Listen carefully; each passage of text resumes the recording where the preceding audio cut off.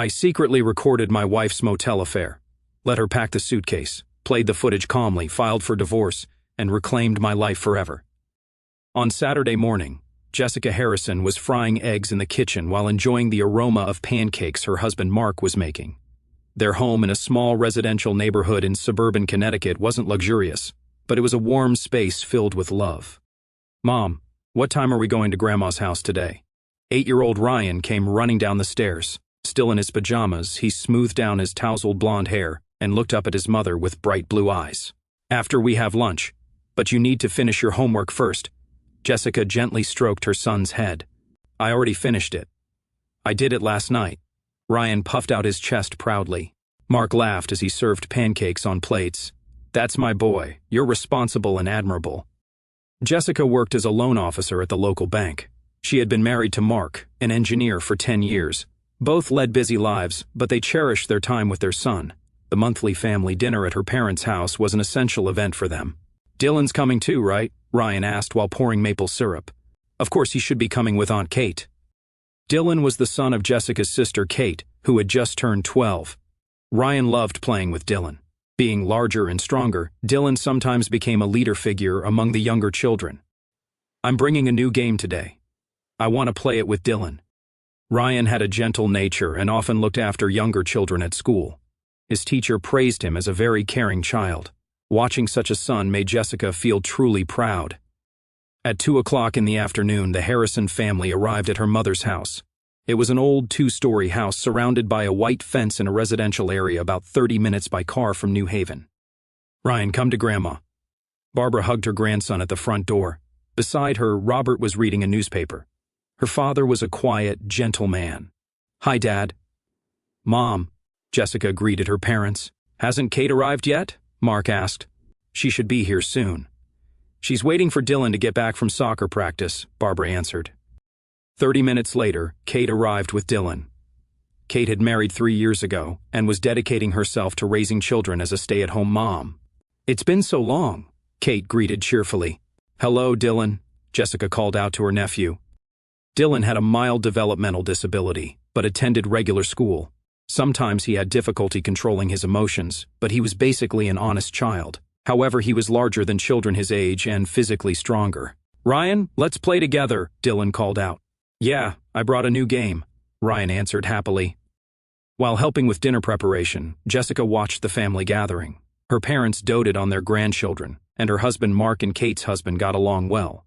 These peaceful times were most precious to her. "Mom, can Dylan and I play in the yard?" Ryan asked. "Of course, but don't come back too late." Barbara smiled as she watched the grandchildren's retreating figures. They really get along well. At that moment, Jessica felt this peaceful daily life would continue forever.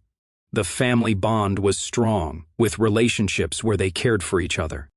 When summer vacation began, Ryan and Dylan spent more time together. Barbara enjoyed taking care of her grandchildren. With her experience as a former teacher, she was accustomed to looking after children. "Grandma, can I play with Dylan again today?" Ryan asked while eating cereal for breakfast. "Of course.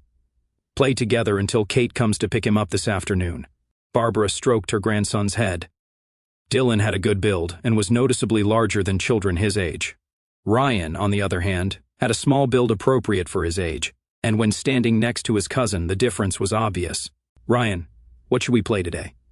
Dylan came into the living room. "Let's build a base with Legos. I want to continue what we started yesterday." Ryan's eyes lit up. However, Dylan was already showing interest in something else. "I'm bored with Legos. Let's play soccer outside." "But I like Legos," Ryan protested softly. "Soccer is more fun. Boys should play sports," Dylan said in a decisive tone. Ryan looked a bit troubled, but eventually gave in to his cousin's opinion.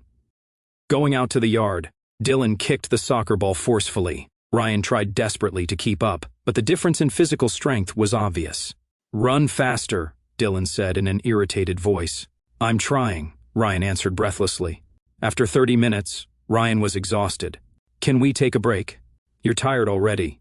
You're so weak," Dylan said in a contemptuous tone. Barbara looked into the yard and called out, "Boys, I made cold lemonade, so come in and drink some." While drinking in the kitchen, Dylan suddenly threw a tantrum. He put his glass down hard and complained, "This lemonade is too sweet." Dylan, you shouldn't talk like that, Barbara lightly scolded. But it's true, Dylan answered defiantly. Barbara forced a smile. Getting emotional is a sign of growing up. At that moment, Ryan switched his glass with Dylan's. Let's trade. Mine is less sweet. Dylan took Ryan's glass without saying anything. There were no words of thanks. In the afternoon, Kate came to pick up her son. Dylan, did you have fun? It was okay, Dylan answered curtly. I'm glad you played well with Ryan, Kate smiled with satisfaction. In the evening, when Jessica came to pick up her son, Ryan looked a bit tired. How was today? It was fun. Dylan and I played soccer. Ryan forced a smile. However, Jessica sensed slight fatigue in her son's expression. You look tired. I'm fine. Dylan is good at soccer, so I want to get good too. In the car on the way home, Ryan kept talking about Dylan. Dylan is strong. I want to be strong too. What do you mean by strong? Jessica asked. Having a big body and being powerful and not being afraid of anything. Jessica became a bit worried, but kindness is important too. You're a kind child, so Mom is proud of you. But if you're not strong, people will make fun of you, Ryan murmured. That weekend, the whole family decided to go to the beach. In the large van driven by Robert, 3 generations of family piled in. It's been years since we all went to the beach together, Barbara said happily. It'll be good memories for the children, Kate agreed. When they arrived at the beach, Dylan ran straight toward the waves. Ryan, hurry up! Ryan approached the waves cautiously. He wasn't very good at swimming. You don't have to be scared, Jessica encouraged her son. However, Dylan couldn't wait. Let's go further out. I'm fine here, Ryan answered. That's boring, Dylan said, dissatisfied. The adults were relaxing in the shade. While Mark and Kate's husband talked about work, Barbara and Robert watched their grandchildren. Dylan is so active, isn't he? Barbara said. Sometimes I worry a bit, but he's a boy, so it can't be helped, Kate answered. When lunchtime came, everyone gathered at the picnic table. Dylan wasn't satisfied with just his portion and reached for Ryan's sandwich too. Do you want to eat mine too? Ryan asked kindly. I'm hungry, Dylan answered as if it were natural. Ryan split his portion in half and gave it to his cousin. Jessica watched this scene, but the other family members didn't seem to mind. In the afternoon, they decided to build sand castles. Ryan began carefully making a small castle. Such a tiny thing is boring, Dylan said. But it's pretty, isn't it? Ryan answered proudly. However, Dylan suddenly trampled Ryan's castle with his foot. Something like this breaks easily. Tears welled up in Ryan's eyes, but he didn't cry out. Dylan, that's not nice, Mark lightly scolded. I was just playing. Dylan showed no remorse. Boys' play is rough. Barbara defended him. In the car on the way home, Ryan was quiet. Jessica became worried and spoke to him. Did you have fun? Yes, Ryan answered quietly. Is it fun playing with Dylan? It's fun. Dylan can do everything better than me, so being with him is educational. Jessica felt conflicted about her son's answer. Certainly, cousins playing together was a good thing, but something bothered her. However, since the whole family seemed to be spending time peacefully, she didn't think deeply about it. That night, while putting Ryan to bed, Jessica asked her son, if anything bad happens, will you tell Mom? Why? I just want you to feel you can talk to me about anything. I'm fine, Mom. I want to be strong, so I need to learn to endure things. Jessica stroked her son's head while feeling a vague anxiety. On the first Sunday in September, the family gathered at the grandparents' house as usual. It was a refreshing afternoon with hints of autumn, and Barbara had specially prepared roast beef. We have something to celebrate today, Barbara announced happily. Dylan was selected as a regular member of the soccer team. That's wonderful. Jessica congratulated her nephew. Congratulations, Dylan. Dylan puffed out his chest proudly. Of course, because I'm the strongest. Humility is important too. Kate lightly scolded her son, but her expression was proud. After lunch, the children were going to play in the backyard. Barbara's backyard was spacious, with a large oak tree and a swing set underneath it. Ryan, let's play a special game today, Dylan called out to his cousin. What kind of game? Ryan asked with interest. Wrestling. I'll be the wrestler, and you'll be the villain. Ryan looked a bit anxious. But I'm not good at fighting. It's okay. I'll go easy on you, Dylan answered confidently. The adults were chatting over coffee in the living room. They could see the yard through the window, but they only recognized it as children playing. Ryan is really such a gentle child, Barbara praised her grandson. "Maybe he's too gentle," Jessica answered.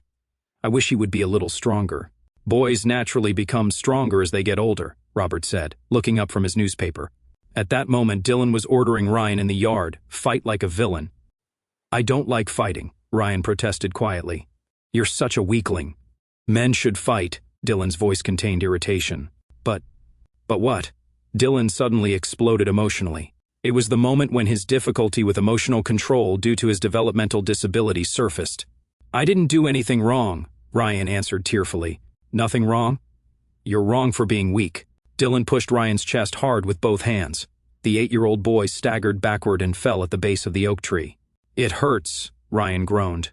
"Get up. The game isn't over yet."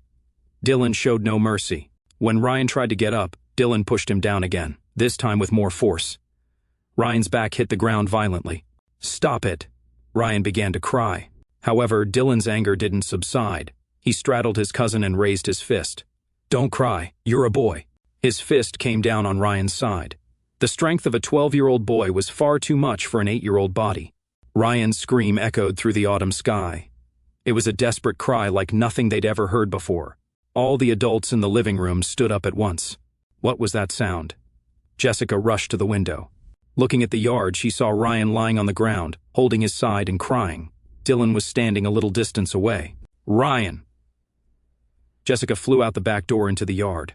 She knelt beside her son and tried to lift him up, but Ryan couldn't move his body due to the pain. "What happened? What's wrong, Dylan?" "We were just playing," Dylan interrupted. Ryan fell down. Jessica carefully examined her son's body. His side was abnormally swollen, clearly not in a normal state. When she lifted his shirt, a blue-black bruise was already beginning to form. "I need to call an ambulance." Jessica took out her smartphone. At that moment, Barbara came out into the yard. "What's wrong?" "Ryan is injured. He might have broken ribs." Just as Jessica was about to dial 911, her mother snatched the smartphone from her hand. "Wait a minute. Mom, what are you doing? My son is hurt." "It's just boys fighting." Barbara's voice was calm. "An ambulance is overdramatic. Are you going to ruin your precious grandson's future?" Jessica couldn't believe her mother's words. "Future? What are you talking about? Ryan is suffering." "I'm talking about Dylan. If the police come, this might be recorded as a violent incident. It would stain that child's future." At that moment, Robert and Mark also came out to the yard. Jessica sought help from her husband. "Mark, get the car. We need to take him to the hospital immediately." However, Robert just glanced at Ryan and said, "You're always so dramatic, calling an ambulance over a little pain." Her father didn't even look at his grandson with concern. It was as if Ryan's pain was trivial. "Dad, you're his grandfather too, aren't you?" Jessica's voice trembled. "Of course I am. That's exactly why I'm telling you to stay calm." When Kate appeared in the yard, there was a triumphant smile on her face. "Ryan will be fine. Children recover quickly. He might have broken ribs," Jessica desperately pleaded. "That's an exaggeration. Dylan couldn't have hit him that hard."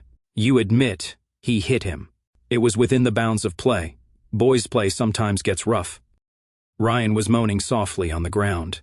His face was pale from pain, and he was breaking out in cold sweat. He clearly needed medical attention. Jessica was appalled by her family's reaction. They were more concerned about Dylan's future as the perpetrator than her son's pain. They were ignoring the suffering of their blood-related grandson and trying to dismiss the violence as boys' play. "Please return my phone," Jessica said calmly. "Jessica, calm down," Barbara said in a soothing tone. "Please return it right now. You're being too emotional as a mother." At that moment, Mark finally understood the situation.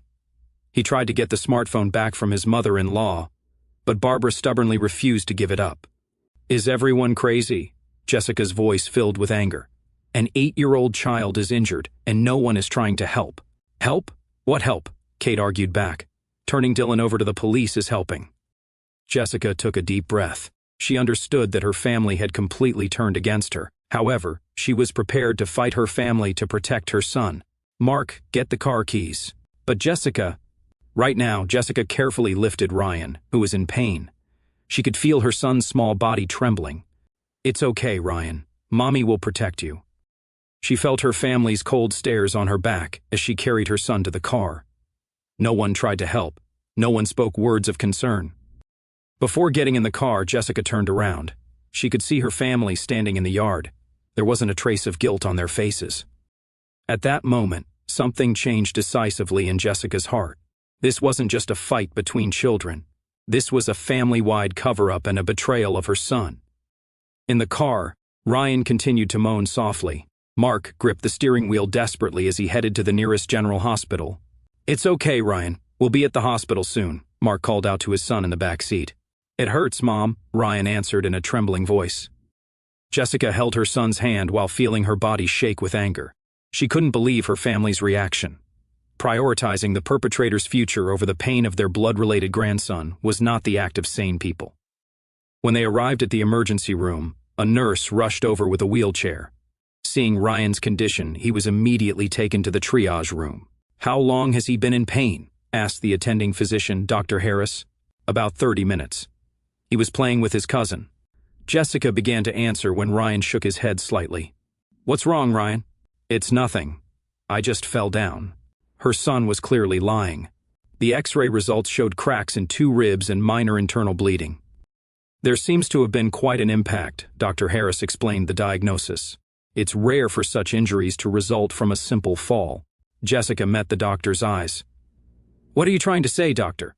"To be frank, we need to consider the possibility of abuse." "This pattern of injury, abuse?" Mark was surprised. "I'm not saying you are the perpetrators. However, we need to follow procedures to protect the child." The doctor began examining Ryan's body closely. Then he discovered old bruises on his thigh. "When did these bruises occur?" Ryan didn't answer. Jessica didn't know her son had such bruises on his body. "Ryan, when did these happen?" "I don't remember." Her son looked away. "There are other old bruises, too." The doctor pointed out yellowish discolored bruises on his arm. These bruises appeared to have been made at different times. Jessica was stunned. There had been hidden truths on her son's body. After finishing treatment and returning home, Jessica had a serious discussion with Mark. The family's reaction today was abnormal. Jessica started the conversation. "Certainly. I can't understand why Mom took your phone." It wasn't just that. Everyone covered for Dylan and ignored Ryan's pain. Mark sighed deeply. "But they're family. That's exactly why we need to know the truth." That night, after Ryan fell asleep, Jessica continued thinking about the old bruises on her son's body. When had such things been happening? Why hadn't her son said anything? The next day, Jessica made a bold decision. She ordered a small camera online. It was a hidden camera in the form of a wristwatch that even a child could easily use. "Ryan, will you promise Mom something?" "What?" "If you ever play with Dylan again, please wear this watch." "Why?" "So Mom can protect you. If anything bad happens, run away immediately." Ryan looked anxious. "But Dylan is my cousin. He's family, right?" "Being family doesn't give anyone the right to hurt you." The following week, Barbara called. "Jessica, we're having family dinner again this Sunday, so please come. But Ryan's injury is still..." "Don't be so dramatic. It's been a week already. Besides, Dylan wants to apologize to Ryan." Jessica hesitated for a moment, but thought it was a chance to learn the truth. "All right, we'll come." On Sunday, Ryan wore the wristwatch camera, as promised. When they arrived at the house, Dylan approached his cousin. "Ryan, I'm sorry about last time." It was a formal apology, but the adults looked satisfied. "See, Dylan apologized properly," Kate said proudly. "It's best when children settle things among themselves," Barbara agreed. After lunch, the children were going to play in the yard again. This time, the adults also went out to the yard, taking a supervisory position. However, 30 minutes later, the adults went back to the living room. "Shouldn't we go check on them?" Jessica suggested. "It's fine. They won't fight this time," Kate declared. However, when Jessica checked the camera footage an hour later, she witnessed a shocking scene. As soon as the adults left, Dylan began taking a threatening attitude toward Ryan. "Forget about last time." Dylan gripped Ryan's shoulder hard. The 8-year-old boy grimaced in pain. Even more shocking was that Kate, who was watching from the window, smiled at her son's behavior. Barbara was also standing by the window but didn't try to stop it. On the contrary, she could be heard muttering, "It's good that he's becoming more like a boy." Dylan pushed his cousin to the ground and threatened, "If you cry next time, I'll do something worse." Ryan desperately held back tears. "I understand." The footage continued. Dylan twisted Ryan's arm and commanded, "You just need to do what I say." When Ryan whispered, "It hurts," Dylan twisted his arm even harder. "Don't say it hurts. You're a boy." At that moment, Robert was also looking through the window. However, he did nothing and went back to his newspaper. Jessica couldn't stop shaking as she watched the footage. This wasn't just play between cousins. This was systematic abuse and a family-wide cover-up. Mark was also speechless after seeing the footage. This is a crime, and everyone knows and is letting it happen. Jessica made her decision. The next morning, she visited the local police station. "I have a consultation about child abuse." Detective Sergeant Davis carefully viewed the footage. "This is clear assault, and adults are involved." "They're my family," Jessica explained. "Being family doesn't make violence acceptable.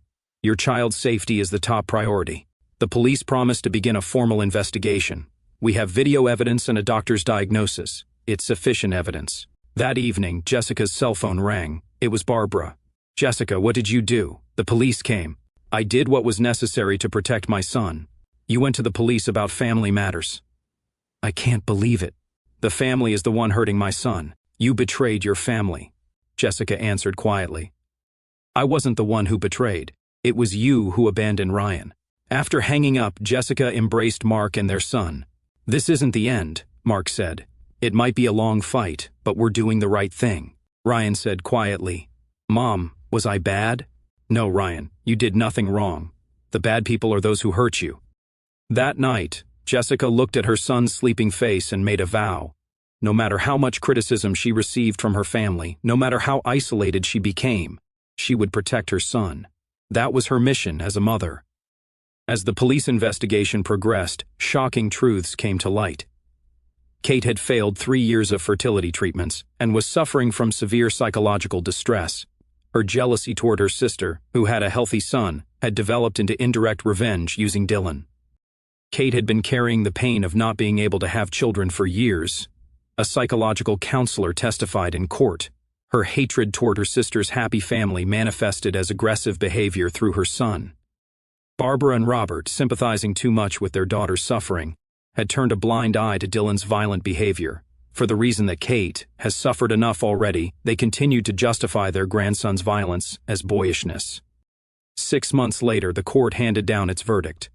Kate was found guilty of aiding child abuse and received 2 years of probation. Dylan was to receive counseling at a specialized treatment facility. "Mom protected me, didn't she?" Ryan said after counseling at the hospital. "Of course. Protecting you is Mom's job." Jessica hugged her son. Ryan's emotional wounds were deep, but he gradually recovered with support from specialists. There were nights when he suffered from nightmares, but surrounded by family love, he regained his smile. She became completely estranged from Barbara and Robert. When she was severely criticized for selling out the family to the police, Jessica answered quietly, "I protected my son." A year later, the Harrison family moved to Portland, Oregon. Mark changed jobs, and they decided to make a fresh start in a new place. "How's the new school?" Jessica asked her son. "I made friends. Everyone is kind." Ryan had regained his former brightness. In the yard of their new home, Ryan played peacefully with neighborhood children. He was building real friendships without violence. "Do you think it was good that you went to the police then?" Mark asked his wife. "Of course. I was able to protect my son." Jessica looked at her son playing in the yard and thought, a real family isn't built on blood relations alone. What makes a family bond is caring for each other, protecting the weak, and having the courage to uphold justice. No matter what circumstances the perpetrator might have, violence can never be justified. Overlooking violence for reasons like because we're family, because he's a boy, or because it's pitiful is a betrayal of the victim. A letter from Dylan arrived 6 months after the move. The letter from the treatment facility contained brief words of apology. "Ryan, I was wrong. I'm sorry for hurting you." Ryan read the letter with a complex expression. "Are you going to write back?" Jessica asked. "Not now, but if Dylan really changes someday, I want to forgive him." Jessica felt growth in her son's words. Even after being hurt, he had acquired the strength to continue having hope without being imprisoned by hatred. That night, while putting Ryan to bed, Jessica quietly made a vow. No matter what difficulties arose, she would continue to protect her son. That was the right path as a mother and as a human being. The family back in her distant hometown might still call her a traitor, but Jessica had no regrets. Her son's smile was proof that her choice had been correct. The family's life that began in their new land was bound together by bonds based on true love and justice, not merely relying on blood relations, and those bonds were what real family should be. Looking back on that fateful September afternoon, as I watch Ryan laugh and play in our sunny yard in Portland, I'm overwhelmed by a complex mix of emotions that still catch me off guard sometimes. There's profound gratitude, first and foremost, for my son's resilience, for the way he's healed, for the bright, gentle boy he's become again. Seeing him make true friends, ones who treat him with kindness and respect, fills my heart with a joy I can't quite put into words. He's proof that love and safety can mend even the deepest wounds. Every time he smiles without fear, I feel like I've won the most important battle of my life. But there's also lingering pain, a quiet ache that surfaces on harder days. I mourn the family I thought I had. My parents, my sister. They were supposed to be the people who protected us, who cherished Ryan as much as I do. Instead, they chose to shield violence, to excuse cruelty because it came from the stronger child, because Kate was suffering, because boys will be boys. Discovering that my own mother would snatch away my phone while my son lay injured on the ground, more worried about Dylan's future than Ryan's present suffering, it shattered something fundamental in me. I felt betrayed on the deepest level, not just as a mother, but as a daughter. The realization that blood ties meant nothing when weighed against their distorted sense of loyalty still stings. Anger comes too, though it's softened with time. I'm angry at Kate for channeling her pain into harming my child, at my parents for enabling it, at the whole family dynamic that dismissed Ryan's gentleness as weakness. I'm furious that they forced me to become the traitor for doing the only right thing, protecting my son. Reporting them to the police felt like tearing apart my own history, but I'd do it again in a heartbeat. No regret there, only righteous resolve. There's guilt as well, on quieter nights. Did I miss the signs earlier? Could I have shielded Ryan sooner? I replay those beach days, the lemonade moments, the sandcastle he built so carefully only to watch it destroyed. I wish I'd trusted my instincts more fiercely from the start. Yet I know I acted when it mattered most, and that has to be enough. Above all, there's pride, an immense fierce pride in Ryan's courage and in my own. He endured so much yet never lost his kindness, and I found strength I didn't know I had, to stand alone against my entire family, to uproot our lives, to build something new and healthy. Moving here, cutting ties, starting over, it was terrifying, but it gave us freedom. Real family, I've learned, isn't about blood or tradition, it's about who shows up, who protects, who loves without condition.